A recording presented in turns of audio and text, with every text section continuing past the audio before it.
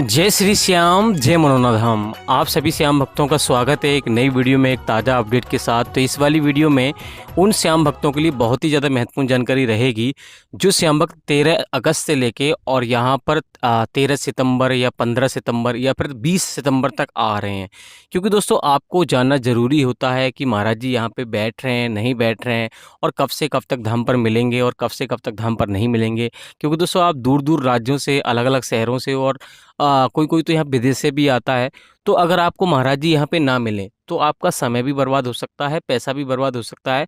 तो आपको यहाँ से संबंधित जो भी जानकारी है, यहाँ के नियम हो गए, चाहे कुछ भी हो गया, कहाँ पे आपको रुकना है, कहाँ पे आपको खाना खाना है, ए टू जेड जानकारी आपको होनी चाहिए।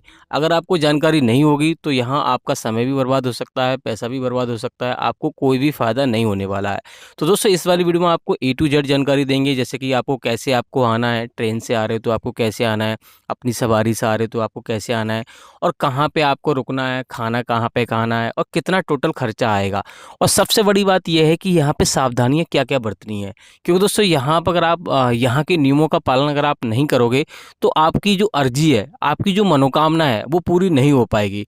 तो आपको यहाँ पे सब कुछ जानना जरूरी है, नहीं तो आपको कोई भी फायदा नहीं होने वाला है। तो चलिए दोस्तों वीडियो को शुरू करते हैं। सबसे पहले तो ये जानेंगे आखिर आपको क्या सावधानी आपको बरतनी है जिससे कि आपकी अर्जी पहली बार में स्वीकार हो जाए। क्योंकि दोस्तों कुछ सावधानियां ऐसी होती हैं जो घर से ही आपको यानी कि घर से ही वो फॉलो करी जाती हैं, घर से ही आपको यहाँ पे उन नियमों का पालन किया जाता है। तो दोस्तों यहाँ पर सबसे पहले तो ये जान लेते हैं कि आपके आखिर आपको क्या करना है। घर से आप चल रहे हो, घर से प्लानिंग कर रहे हो, तो कैसे आपको यहाँ पे क्या करना है।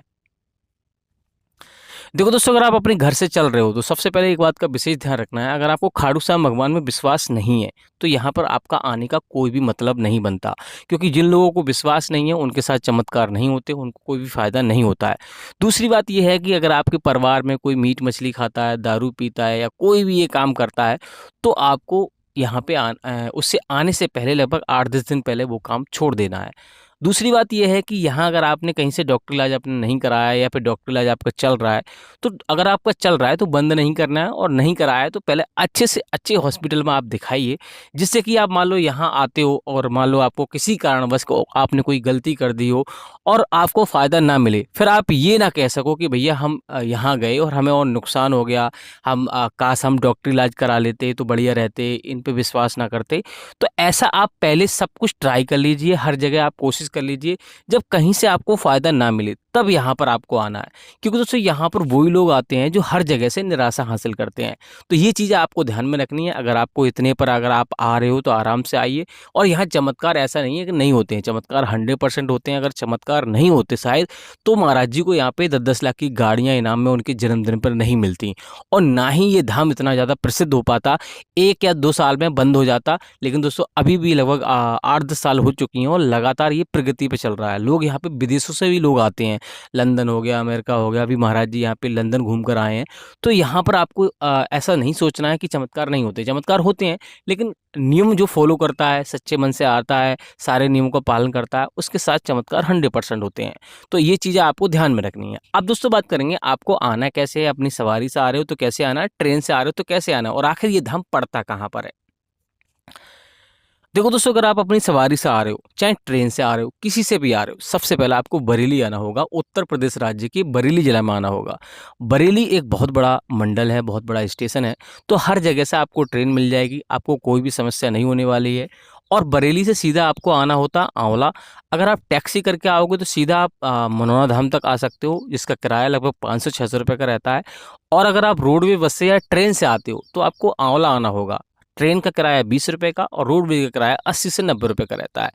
और दोस्तों लोकल ट्रेन चलती है, इस बात का भी विशेष ध्यान रखना। 9 बजे यहाँ से बन के चलती है बरेली से, और 9:50 में लगभग आपको आंवला छोड़ देगी। आंवला से आप ऑटो ई रिक्शा पकड़ सकते हो, 10 से 20 रुपये आपको लगेगा और आराम से आप मनोरा धाम तक पहुँच सकते हो। अब दोस्तों बात करेंगे मनोरा धाम पहुँचने के बाद आपको क्या क्या सावधानियाँ बरतनी होती हैं। देखो दोस्तों यहाँ पे कोई डॉक्टर इलाज नहीं होता, जो कि मैंने आपको शुरू में ही आपको बता दिया है। यहाँ पे करना क्या होता है, जो मंदिर है वहाँ पर महाराज जी बैठते हैं और महाराज जी आशीर्वाद देते हैं, श्याम जल पढ़ के देते हैं। जो श्याम जल है वो एक सरकारी नल का जल है, यानी कि मंदिर में ही वो लगा हुआ है पुराने ज़माने से।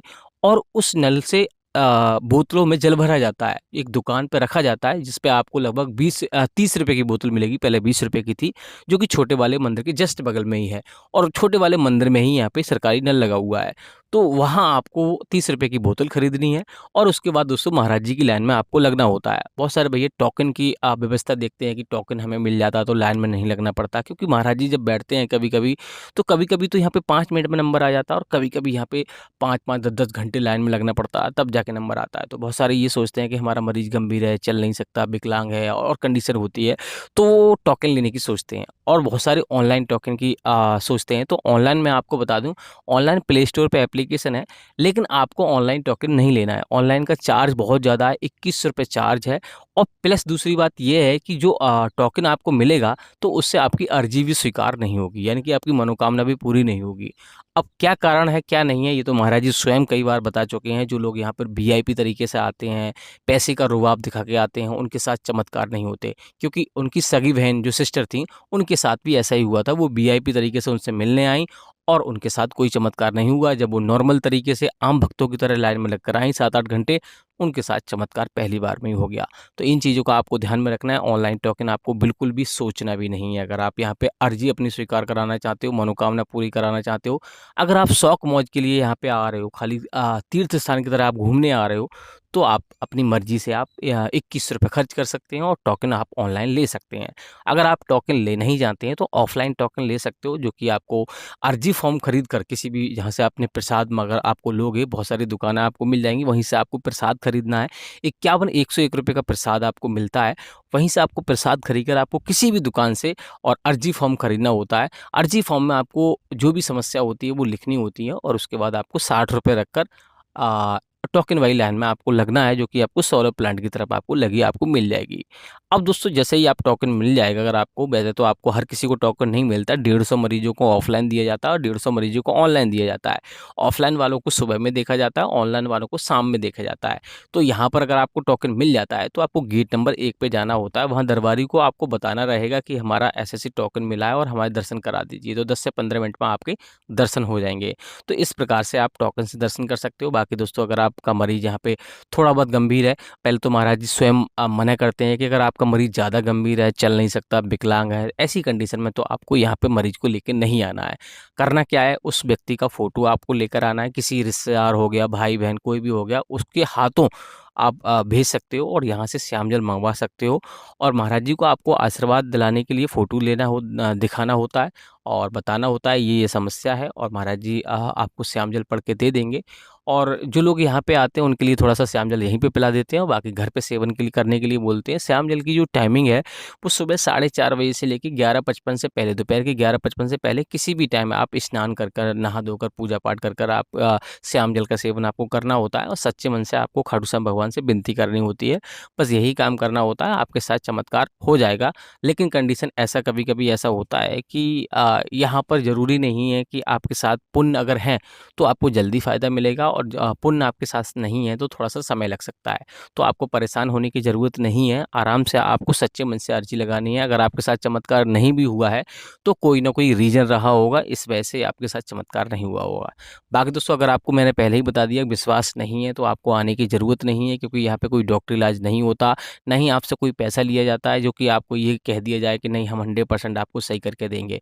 अगर आपको विश्वास है, देखो ईश्वर के बिना तो पत्ता भी नहीं हिलता। चाहे आप कितना भी बड़े से बड़े डॉक्टर और महँगे से महँगे हॉस्पिटल में आप दिखाइए, अगर ईश्वर नहीं चाहेगा तो पत्ता भी नहीं हिलेगा। आप कितनी भी दवाई गोली करा दिए, आप ठीक नहीं हो पाओगे। लेकिन ईश्वर चाहेगा, आपके साथ पुण्य है, आपको रास्ता क्लियर है, थोड़ी बहुत समस्या आपके जीवन में है, तो वो ठीक हो जाएगी। तो ऐसा ही यहाँ होता है, ईश्वर अगर आप चाहेगा, खाटू श्याम भगवान चाहेंगे और आपको आपके साथ पुण्य है, कोई बाधा नहीं है, तो आपको 100% चमत्कार आपके साथ हो जाएगा।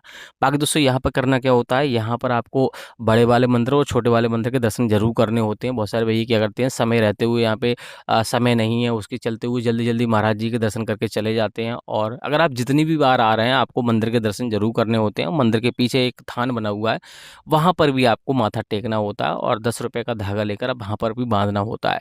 बात करते हैं रुपया आप चढ़ाते हो, ज़्यादा रुपए चढ़ाने की ज़रूरत नहीं है। ऐसा नहीं बोलना है कि हम ये कर देंगे, भंडारा कर देंगे या फिर इतना पैसा खर्च कर देंगे, 1 लाख रुपए दान कर देंगे। देंगे। तो ऐसा लालच आपको नहीं देना है, क्योंकि खाटू श्याम भगवान इससे रुष्ट हो जाते हैं। वो सोचते हैं कि ये रिश्वत दे रहा है मुझे।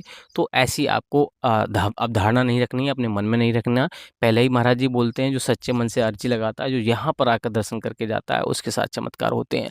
तो इन चीज़ों को ध्यान में रखना है। बाकी रही बात रहने पीने खाने की, अगर आप यहाँ पे आ रहे हो तो रहने के लिए जगह जगह आपको होटल आपको मिल जाएंगे। यहाँ पर रैन बसेरा आपको मिल जाएंगे, टीन सेट पड़े हुए मिल जाएंगे। फ्री में अगर आप रुकना चाहते हो, जहाँ से आपने प्रसाद लिया वहाँ पे फ्री में रुकने की भी, आराम करने की व्यवस्था होती है, तो वहाँ पर भी आप रुक सकते हो। वैसे आपको जो महाराज जी ने धर्मशाला बनवाई है, उसमें आपको 1000 से 3000 रुपये का खर्चा आएगा। वो छोटे वाले मंदिर के जस्ट सामने आपको धर्मशाला मिल जाएगी। डिपेंड करता है कैसा कमरा आप लेते हो, एसी नॉन एसी, वैसा कमरा आपको मिल जाएगा। बाकी बहुत सारे होटल भी मिल जाएंगे, 200-300 वाले भी। और रही बात खर्चे की, तो यहाँ पर अगर नॉर्मल रूप से आप खर्चा करोगे तो 500 रुपये का खर्चा आता है। बाकी डिपेंड करता है आप कितना खर्चा करते हो, कैसे वीआईपी कमरे में रहते हो, यानी कि होटल में रहते हो, कहाँ रहते हो।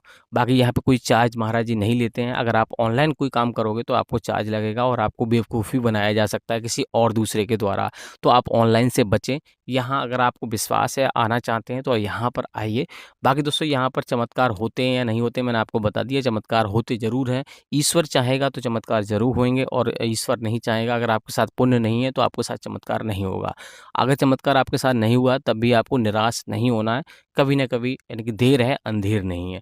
बाकी दोस्तों, बात करेंगे, महाराज जी यहाँ पे वेडनेसडे और ट्यूसडे, मंगलवार और बुधवार को धाम पर नहीं बैठते हैं। इस दिन आपको बिल्कुल भी नहीं आना होता है। और क्योंकि दोस्तों कोई बड़ा त्यौहार हो गया, एकादशी का त्यौहार हो गया, तभी महाराज जी आपको मिलते हैं, अन्यथा नहीं मिलते हैं।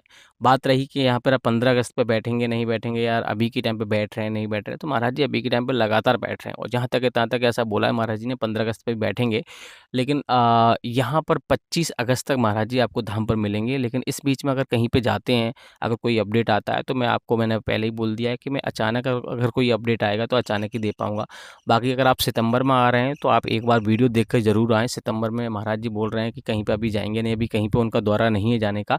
लेकिन अगर कोई दौरा आता है तो मैं आपको कन्फर्म करा दूँगा। फिलहाल ऐसा कोई अपडेट नहीं है कि महाराज जी अभी धाम पर नहीं बैठेंगे, यानी कि सितंबर में या अगस्त में किसी भी डेट में नहीं बैठेंगे। फिलहाल दोस्तों, अगर आपको कुछ और जानना है, बाकी दोस्तों मैं आपको बता दूँ, यहाँ पे हर धर्म के लोग आते हैं, और यहाँ पे हर प्रकार के मरीज और हर धर्म के लोग आते हैं। फिलहाल दोस्तों, अगर आपको कुछ और जानना है तो आप कमेंट बॉक्स में पूछ सकते हो। फिलहाल दोस्तों, इस बार वीडियो को यहीं रोकते हैं। तब तक के लिए जय मनोनाथ धाम, जय खाटू श्याम महाराज।